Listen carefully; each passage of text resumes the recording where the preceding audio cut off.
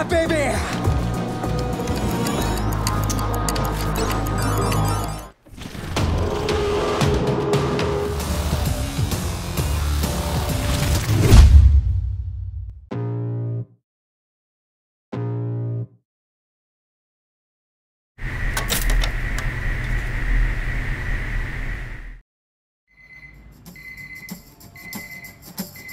Pada hari Jumat pukul 10 malam terlihat seorang pria bernama Christian yang sekaligus pegawai kasino lagi bersiap-siap untuk pergi bekerja. Diketahui Christian udah bekerja 3 bulan lamanya menjadi seorang dealer di kasino itu, tapi tanpa diduga semua itu hanyalah akal-akalan Christian karena ternyata Christian adalah seorang pencuri handal yang bernama Michael.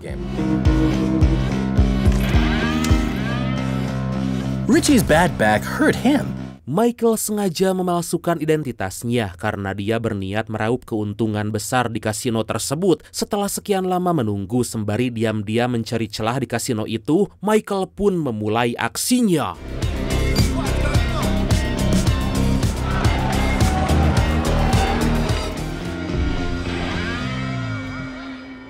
Dan inilah Beyond the Edge. Dengan berpenampilan layaknya seorang bintang rock dengan alat yang dia pasang, Michael sengaja membuat para petugas lengah. Saat itulah Michael segera memainkan permainan Miracle Craps atau lempar dadu dengan magnet khusus yang telah dia pasang. Setelah memenangkan permainan dan mendapatkan uang senilai 60.000 euro atau sekitar 1 miliar rupiah lah, tampaknya itu hanyalah awal dari rencana Michael. Michael kembali melanjutkan aksinya di mana dia mencuri sebuah kartu VIP milik salah satu pengunjung. Will be invited to the VIP hall. That's what I need. Dengan menggunakan jas mewah milik orang lain, Michael kemudian menaiki lift khusus pegawai sembari menghitung waktu. Karena tanpa diduga Michael sengaja agar dia berpapasan dengan seorang penjaga yang membawa gepokan uang kasino. Oh my God! Dikarenakan sebelumnya Michael telah memanipulasi sistem lift yang dia gunakan, saat lampu di lift itu padam, Michael diam-diam menukarkan semua uang kasino. Setelah itu Michael kembali melanjutkan aksinya untuk bermain poker di sebuah meja VIP. Bingo. Bermodal awal 60.000 euro, Michael nekat bermain poker bersama para Crazy Rich lainnya yang bertaruh lebih besar. Dan ternyata Michael melakukan semua itu sebab dia memakai kacamata khusus yang bisa tahu kartu lawannya.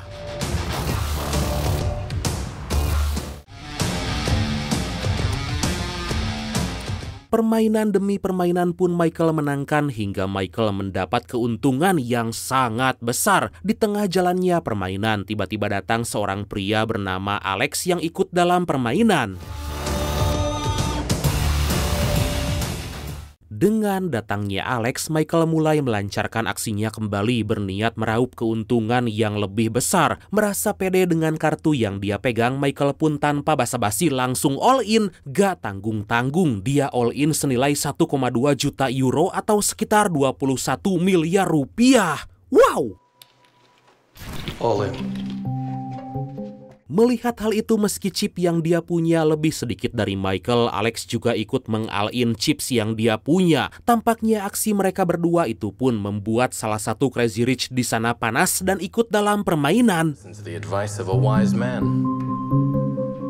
Saat semua kartu dibuka secara mengejutkan, Michael tampak heran karena Alex lah yang menang dalam permainan itu. Saat Michael mengecek kembali kartu yang dia punya, ternyata kartu Michael sebelumnya telah dimanipulasi oleh Alex.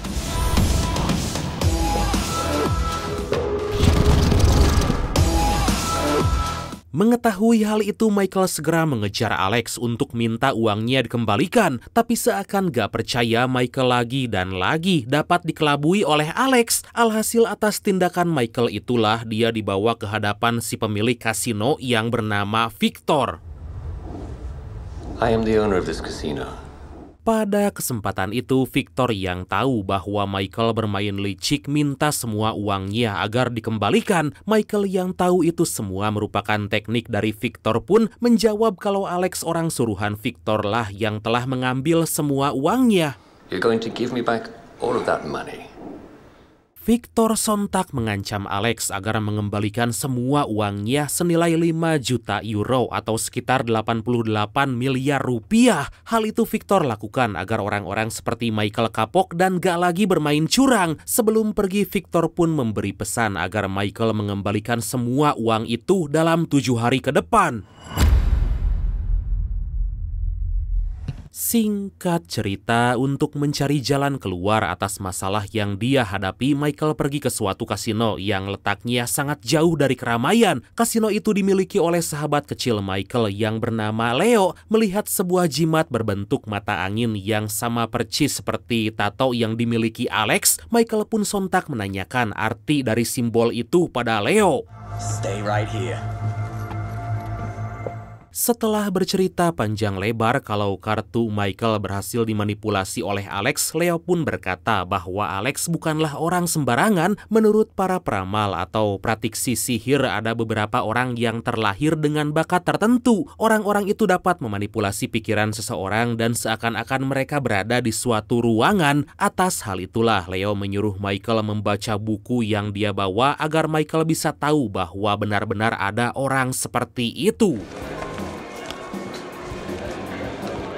Di sisi lain, ternyata Alex bukanlah kaki tangan dari Victor, melainkan seorang pria yang juga punya kekuatan khusus bernama Gordon. Setelah mendapat uang senilai 5 juta euro yang dibawa Victor, Alex menunjukkan sebuah jimat seperti kompas atau tepatnya UFO yang bisa membawa orang normal keluar masuk dalam pikiran orang lain.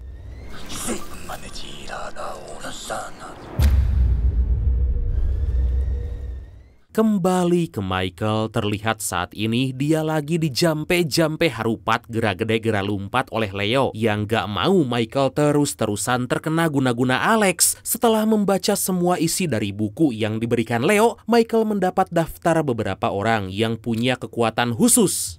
But what if I can swap the time for planning?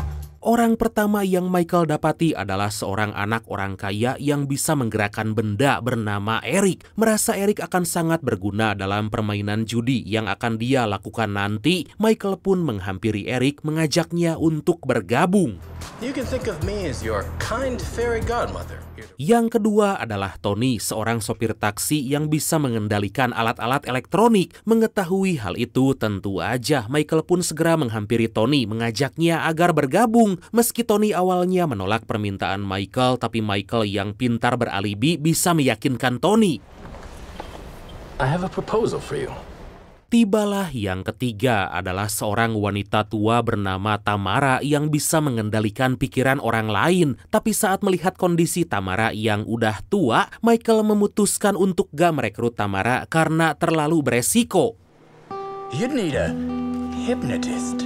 Atas hal itulah Michael menghampiri seorang pria autis bernama Kevin yang ahli dalam bidang hipnotis. Tapi di sini kita bisa lihat bahwa Kevin kini berada di rumah sakit karena kedua orang tua Kevin yang membuangnya. Demi mendapat kepercayaan lebih, Michael pun membujuk Kevin secara perlahan agar dia mau bergabung. Tanpa diduga, setelah Kevin mau, Michael, Tony, dan Eric segera membawa Kevin kabur melarikan diri dari rumah sakit.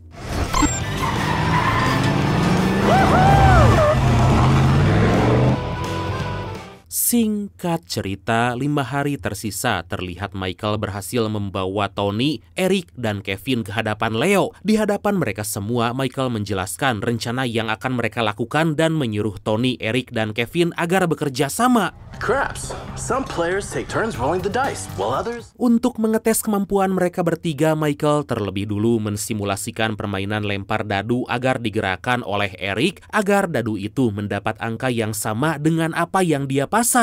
Dan secara mengejutkan, dengan hanya 1 kali percobaan aja, Eric bisa melakukan semua itu. Let's simulate a real casino. Demi meyakinkan Eric, Tony, dan Kevin, Michael menyuruh mereka agar bermain di kasino Leo dengan sedikit serius. Kali ini melihat teman Leo yang bernama Villain gak mau bermain judai, Michael menyuruh Kevin menghipnotis Villain agar mau bermain judi bersama mereka. Okay, let's play. Tanpa disangka hanya satu kali tatapan aja Kevin bisa membuat Villain mau bermain judi. Agar tindakan Kevin gak diketahui, Michael menyuruh Tony diam-diam untuk menggerakkan kamera pengawas ke arah lain.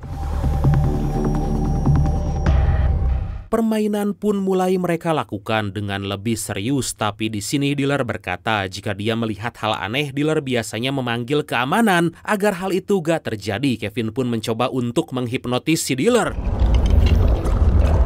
Place your bets. Setelah memastikan mereka semua baik-baik aja, Michael mencoba meninggalkan mereka memantau dari kamera pengawas. Gak lama dari itu entah bagaimana, Villain dan si dealer yang terhipnotis oleh Kevin malah kehilangan kendali. Alhasil simulasi mereka pun gagal total karena Kevin, Tony, dan Eric masih belum bisa bekerja sama dengan baik.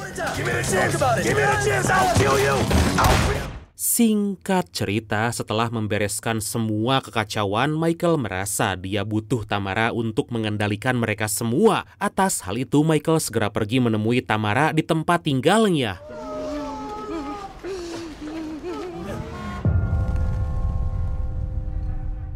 Setibanya di lokasi, ternyata Tamara saat itu baru aja tewas dan di tengah keramaian orang-orang yang akan pergi ke makam, Michael melihat seorang wanita bernama Veronica yang diminta oleh beberapa orang agar membantu. Merasa Veronica adalah cucu dari Tamara, Michael yang mendapati bahwa Veronica dikejar oleh beberapa orang pria mengambil handphone Veronica yang terjatuh dan mengikutinya.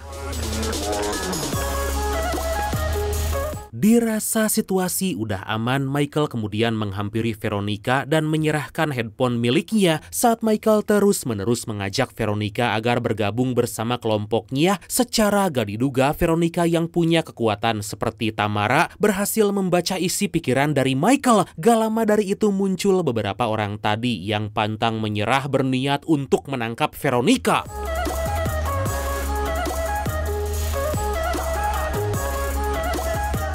Setelah melakukan aksi pelarian yang cukup melelahkan, Michael yang pintar dapat mengeluarkan Veronica dari situasi itu. Sementara itu di waktu yang bersamaan, terlihat Gordon lagi berjalan-jalan di sekitaran acara pameran yang telah selesai. Seakan gak percaya saat Gordon ngobrol dengan seorang penjaga di sana, beberapa anak buah Gordon tiba-tiba muncul dan langsung melancarkan aksi.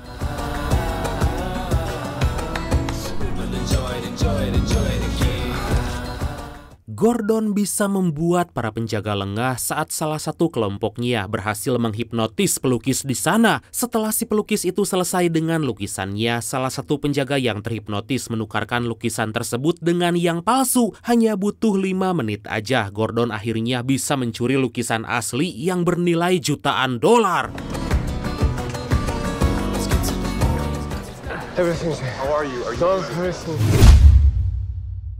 Beberapa waktu kemudian, Michael membawa Veronica bertemu dengan kelompoknya di sebuah taman. Karena banyaknya orang di sekitaran mereka, Michael meminta semua kelompoknya memasuki alam bawah sadar Veronica.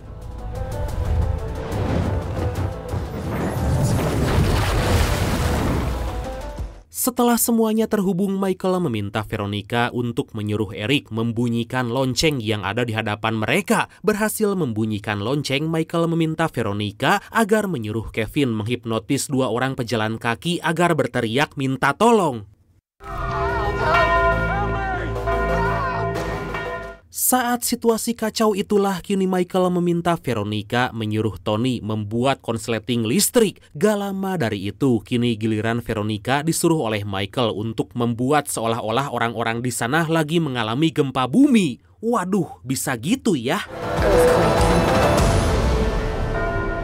Secara mengejutkan, simulasi yang disusun Michael berjalan dengan cukup baik karena semua kelompoknya bisa bekerja sama. Agar rencana mereka berjalan mulus, Michael berniat untuk meraup keuntungan di kasino yang lebih besar hanya dalam 1 malam. There they don't have limits on how much you can... Agar mereka gak dicurigai, Michael menyuruh timnya untuk masuk secara terpisah agar orang-orang gak tahu kalau mereka satu tim. Atas hal itu, Tony akan menyamar menjadi manajer transportasi dan konsultan keamanan. Kevin menjadi orang culun yang baru bermain poker, anak si pewaris harta, Eric. Eric akan memerankan sebagaimana seperti biasanya yang suka menghabiskan uang ayahnya. Dan yang terakhir, Veronica berperan sebagai tunangan Michael yang harus bisa meyakinkan.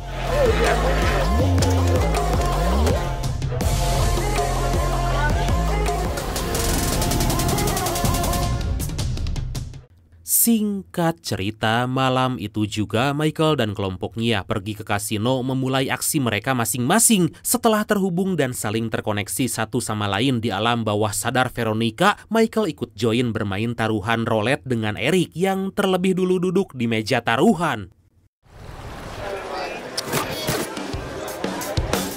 Dengan perintah yang diberikan melalui alam bawah sadar Veronica, Eric dan Tony bisa dengan mudah bekerja sama membuat Michael yang bertaruh angka dalam permainan roulette menang berturut-turut.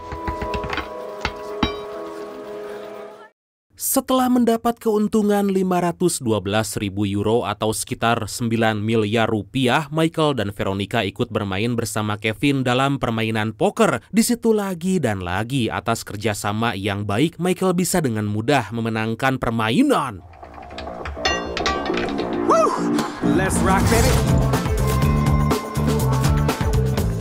Tanpa diduga, Eric dan Tony yang terbawa suasana malah memanfaatkan momen mencari keuntungan dari kemampuan mereka masing-masing. Meskipun sempat diperingati Michael dan Veronica, Tony dan Eric tetap kekeh memainkan permainan itu hingga security keamanan membawa mereka berdua.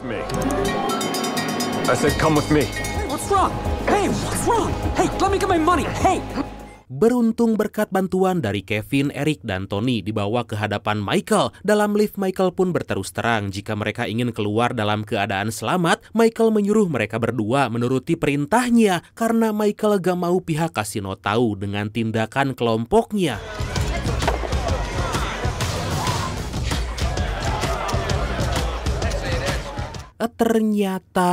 Ternyata maksud Michael meraup keuntungan di meja roulette dan poker hanya untuk bermain lempar dadu. Hal itu bisa dibuktikan di mana Michael menaruh semua chip yang dia dapat dalam taruhan lempar dadu. Dengan bantuan semua timnya secara mengejutkan, Michael bisa meraup keuntungan besar senilai 10 juta euro atau sekitar 176 miliar rupiah.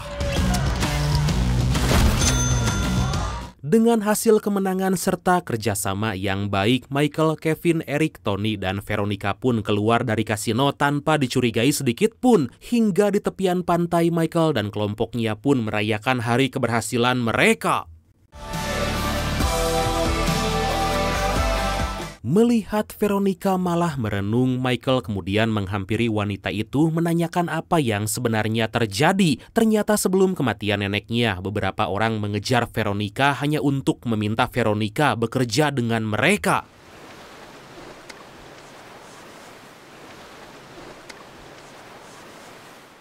Sampai saat kematian sang nenek pun orang-orang itu gak peduli karena mereka hanya ingin Veronica mau bekerja sama. Di sini Veronica yang gak mau bekerja sama dengan mereka mencoba untuk kabur melarikan diri. Semenjak hadirnya Michael, kehidupan Veronica menjadi berwarna karena Michael bisa mencairkan suasana.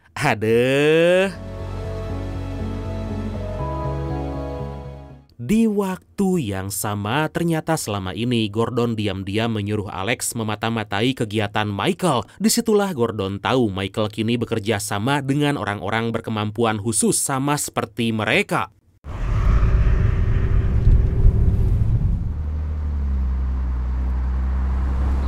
Keesokan harinya, di mana hari itu adalah hari terakhir Michael harus menyerahkan semua hutang-hutangnya pada Victor. Tapi secara gak diduga di tengah perjalanan, Victor dan anak buahnya malah menghentikan kelompok Michael.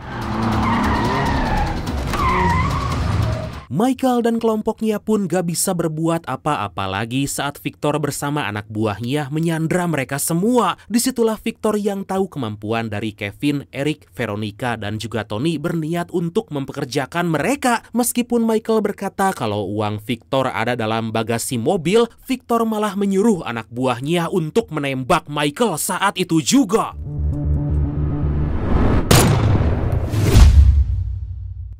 Sejak peristiwa itu, Tony, Kevin, Eric, dan Veronica tampak sangat bersedih karena gak bisa menyelamatkan Michael. Merasa bersalah dengan apa yang dialami Michael, Veronica nekat memanipulasi pikirannya sendiri. Beberapa waktu kemudian, secara gak disangka, terlihat Michael yang ternyata masih hidup dibawa ke hadapan Gordon oleh beberapa anak buahnya. Dari percakapan mereka berdua, kita bisa tahu bahwa Gordon adalah ayah kandung dari Michael. Idih, ada plot twistnya. Tampak jelas Michael yang emosi memaki-maki ayahnya karena gara-gara Gordon, Michael kehilangan teman-temannya. Demi meredakan amarah anaknya itu, Gordon pun sejenak mengajak Michael untuk berbicara. Sembari berjalan kaki, Michael yang perlahan-lahan mulai mengerti maksud dari perkataan sang ayahnya pun menuruti perintah yang dikatakan Gordon. Tapi di sini Michael minta tolong pada ayahnya agar dia bisa menyelamatkan kelompoknya. Mendengar permintaan itu, tentu aja Gordon pun menyanggupi, dan sebelum pertemuan mereka berakhir, Gordon memberikan jimat yang dia punya pada Michael dan menyuruhnya agar bekerja sama dengan Alex. Father, but yeah, sure, this is also nice, thank you. You got 30 minutes for lunch. Keesokan harinya, terlihat Eric, Kevin, dan Tony kini bekerja dengan Victor dan mereka terlihat sangat gak bersemangat. Lah, padahal kan mereka sakti-sakti ya, kenapa enggak melawan gitulah. Hah, maklum film saat lagi membicarakan Veronica yang gak kunjung sadar dari komanya. Gak lama dari itu mereka bertiga dibuat kaget oleh kedatangan Michael yang menyamar sebagai tukang pembersih toilet. Di sana Michael yang belum bisa menjelaskan apa yang sebenarnya terjadi berkata bahwa dia akan membawa mereka untuk pergi.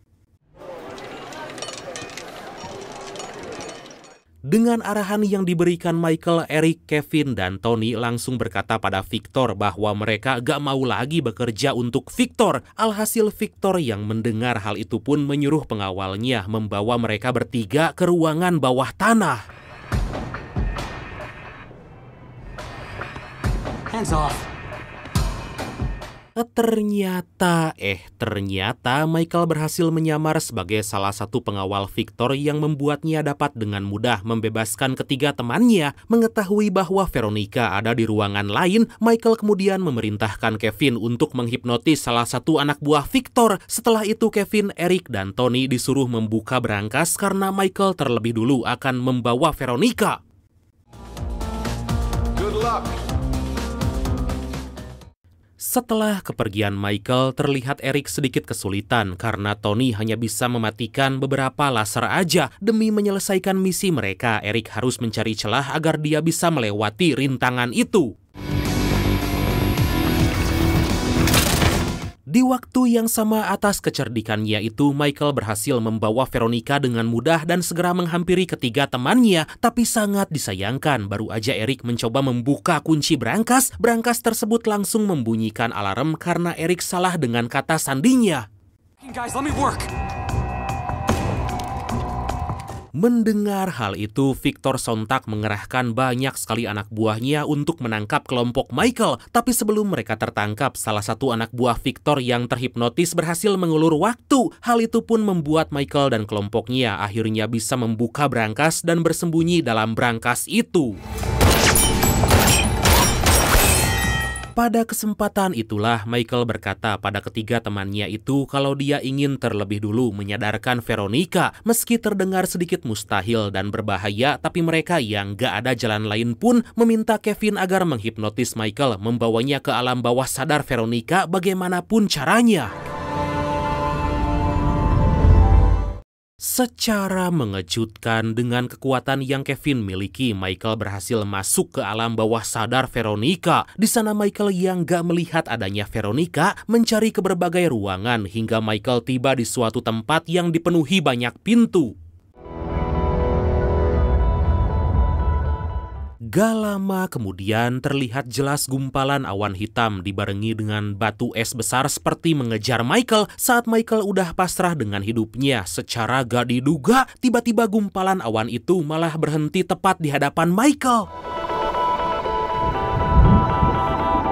Merasa udah bingung, Michael mencoba fokus membuat tanah di sekitarnya berubah menjadi puing-puing bangunan seperti lokasi kediaman Veronica. Melihat hal itu, Michael kemudian bergerak dan akhirnya menemukan Veronica.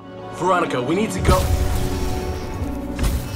Sayangnya, Michael gak bisa mendekati Veronica yang lagi sedih karena menganggap Michael telah tewas. Meskipun seperti itu, dengan kekuatannya, Veronica bisa mendengar ucapan Michael. Pada kesempatan itulah Michael menyuruh Veronica untuk ikut dengannya kembali ke dunia melanjutkan hidup mereka. Mendengar ucapan Michael, Veronica yang tetap menganggap Michael telah tewas berkata bahwa dia lebih baik mati daripada hidup tanpa Michael. Demi meyakinkannya, Michael pun membawa Veronica mengingat kejadian pertemuan mereka sebelumnya. Atas hal itu, akhirnya Michael berhasil membawa Veronica kembali tersadar dan terbangun di hadapan ketiga temannya. Tapi di balik semua yang terjadi, Michael yang telah melewati batas pikirannya harus berjuang mencari jalan keluarnya sendiri. Yah, meskipun Michael membawa jimat dari sang ayah. Di tengah kepanikannya itu, Alex tiba-tiba muncul di hadapan Michael yang seakan-akan membuat Michael harus mengikutinya. Secara gak diduga, tampaknya Alex membawa Michael untuk menyaksikan kejadian tempo lalu saat Alex berhasil memanipulasi kematian Michael. Secara mengejutkan, atas kejadian itu, Michael langsung terbangun dari pingsannya. Michael langsung menyuruh Kevin, Eric, Tony, dan Veronica untuk bersiap-siap menggondol semua uang dalam berangkas dan kabur. Meskipun terdengar mustahil karena semua anak buah Victor berjaga di depan berangkas, Michael kembali meyakinkan kelompoknya bahwa mereka semua akan selamat.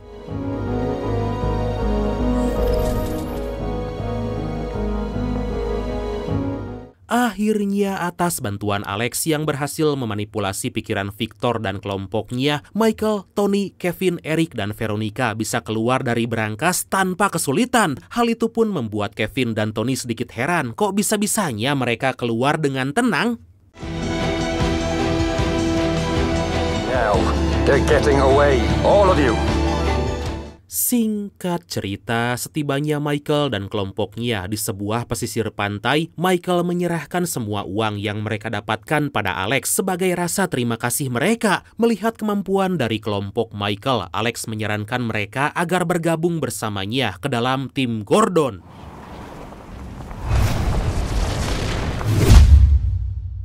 3 bulan kemudian, terlihat Michael dan Gordon berada di pusat kota akan melancarkan aksi mereka. Di sini kita bisa tahu bahwa Michael dan kelompoknya bersedia bekerja sama dengan Gordon untuk melakukan aksi pencurian yang lebih besar. Wow, bakal seru nih. Tapi akhirnya film ini pun tamat.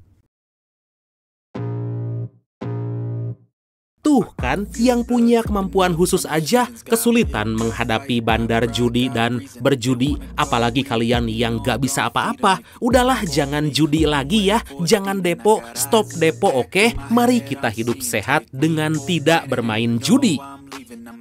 Oke bradku, makasih banyak udah nonton sampai akhir. Seperti biasa, mohon maaf karena masih banyak kekurangan. Semoga kalian dan keluarga sehat selalu. Salam sukses, salam santuy, dan see you next time. Bye-bye.